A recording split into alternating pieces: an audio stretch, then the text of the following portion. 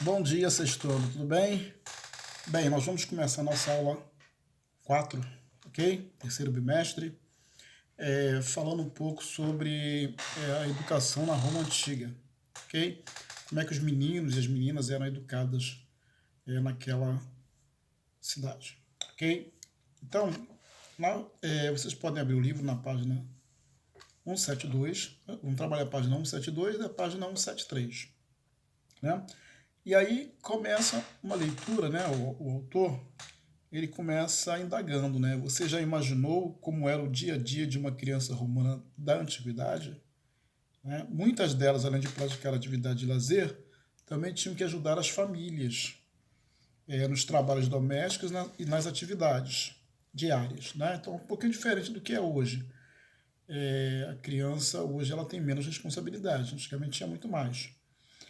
Além disso, para se tornarem adultos responsáveis, elas deviam ser educadas de acordo com certas tradições.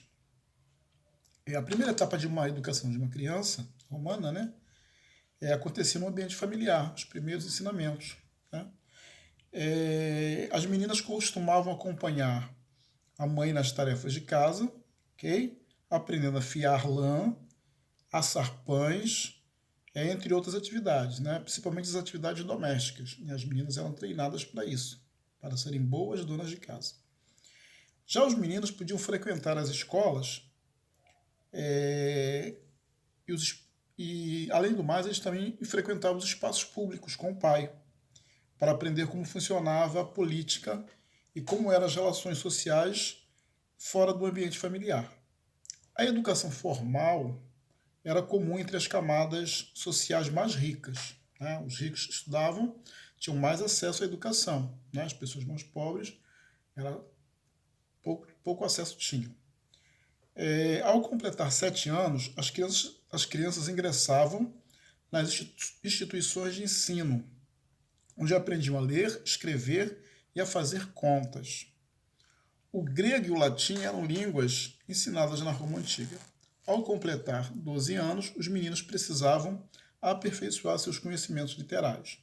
Era incentivado a ler as obras dos poetas gregos e romanos, considerados importantes. Né?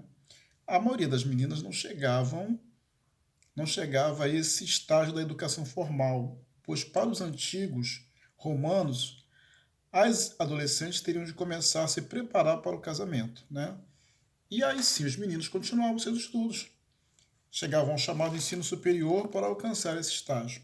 Eles precisavam demonstrar interesse e habilidade para atuar na vida política ou para desempenhar algumas atividades relacionadas ao direito, às ciências ou à matemática.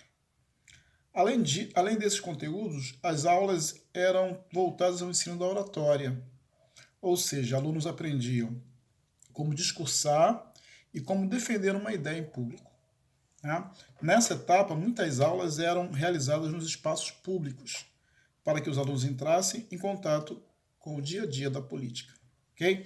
Então, assim, mas mesmo assim tinha uma diferença entre duas cidades. Né? Se a gente for estudar profundamente a cidade de Atenas e a cidade de Esparta, a cidade de Atenas preparava os alunos e preparava as crianças, né, para política, para ter uma educação formal, né, tinha escola.